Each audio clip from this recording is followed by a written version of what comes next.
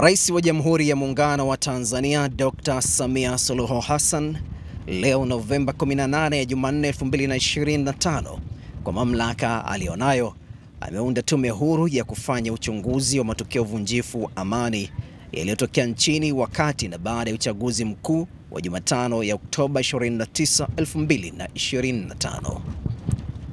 Katika taarifa ya Katibu Mkuu Kiongozi Balozi Dr. Moses Kusiluka, Mheshimiwa Mohamed Chande Othman, Jaji Mkuu mstaafu wa Mahakama ya Tanzania, ameteuliwa kuwa mwenyekiti wa tume hiyo.